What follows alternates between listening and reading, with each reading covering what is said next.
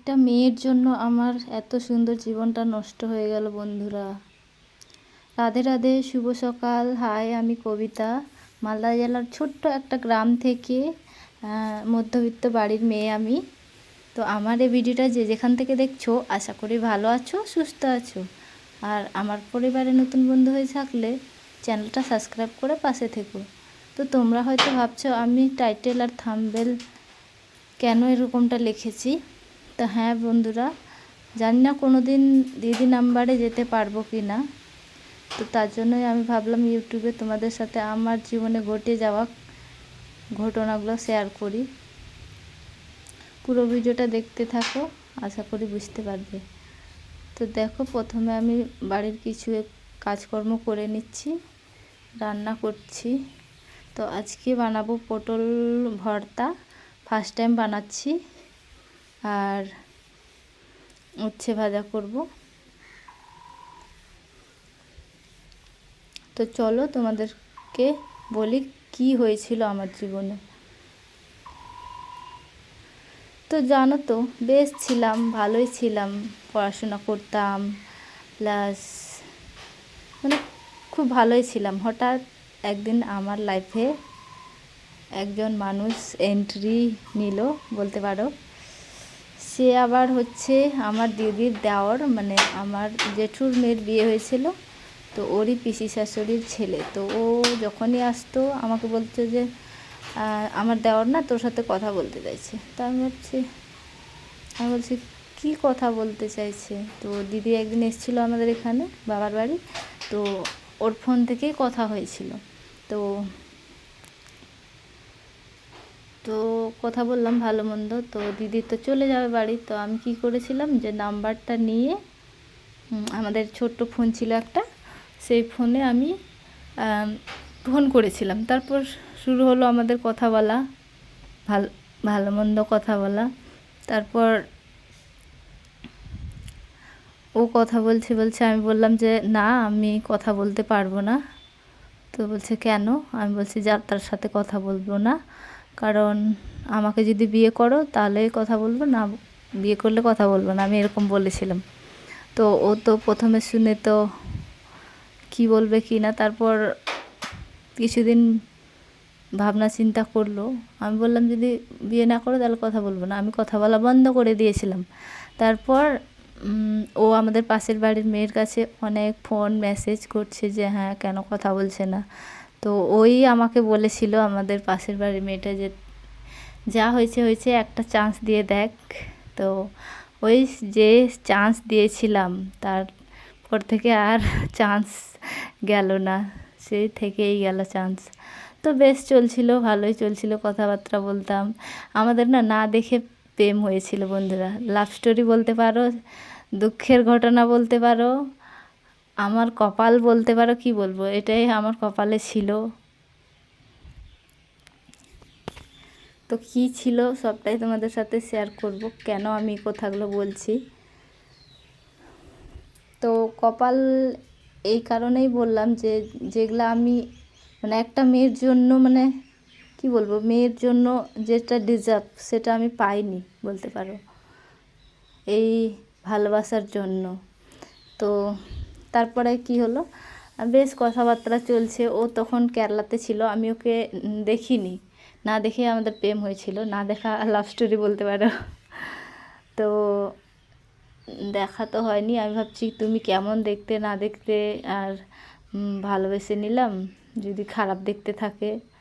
তো আমার তো বড় ফোন ছিল না, আমাদের পাশের বাড়ির মেয়েটার কাছে ছিল। তো ওকে বললাম, ওর ফোনে ফেসবুক থেকে ফ্রেন্ড রিকোয়েস্ট পাঠালো, ওখানে মানে ছবি দেখা ফার্স্ট। তো ডিপিতে যে ছবিটা লাগিয়ে রেখেছিল ওটা একদমই ভালো লাগছিল না, বুড়ো বুড়ো লাগছিল। আর একটা ছবি নিচে ছিল, ওটা বেশ ভালো লাগছিল। তা আমি বলছি নিচের ছবিটা হলেও তাও চলতো, কিন্তু এটা ভাই আমি বিশ্বাসই করতে পারছিলাম না যে এই তো বুড়োর মতো লাগছে, সানগ্লাস পরেছিল এরকম করে ধরে। তো আমার একদম ভালো লাগছিল না। তো আবার ভাবনা চিন্তা করলাম, রূপ দেখে তো প্রেম করিনি আমি, মন দেখে প্রেম করেছি। তো যাই হোক, ও দেখতে যেরকম হোক, ওর মনটা তো ভালো। তো এই যে শুরু হলো আমাদের লাভ স্টোরি। তো ও তখন কেরালাতে কাজ করতো, আর আমি ক্লাস 11-এ পড়তাম। তখন থেকে আমাদের এই লাভ স্টোরি শুরু। তারপর ক্লাস 11 পড়লাম, 12 পড়লাম, এইচএস দিলাম, বেশ ভালোই চলছিল, কথাবার্তা বলছিলাম। তারপর হঠাৎ আমার বাড়ি থেকে সবাই জানতে পায় যে আমি একজনকে ভালোবাসি। তো আমার মারা কিন্তু রাজি ছিল, জানো তো বন্ধুরা। ওরা বলছিল যখন ওকে ভালোবাসে ওর সাথেই বিয়ে দেব। কিন্তু মেন সমস্যাটা হয়েছে জানো তো, আমার কি বলবো, এটাই আমার কপালে ছিল হয়তো। তো এরকমই চলছিল। হঠাৎ একদিন আমার যে এখন আমার বর মানে হঠাৎ ফোন গেল যে চাকরির পরীক্ষা দিয়েছিল, তো হঠাৎ ফোন গেল যে জয়েনিং লেটার এসছে, তো বাড়ি আসতে হবে। তো সেদিন আমার বর আমাকে ফোন করে ভীষণ কান্না করেছিল, মানে খুশিতে কান্না করেছিল, যে ভাবতেই পারিনি এরকম একটা খুশির খবর পাবো।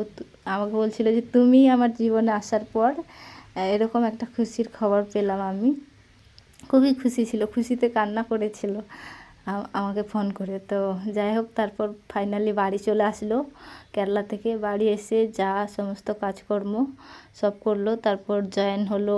ঝাড়খণ্ডে জয়েন ছিল, রেলের চাকরি, ঝাড়খণ্ডে পোস্টিং হলো। তো ওখানে বেশ থাকা শুরু করলো।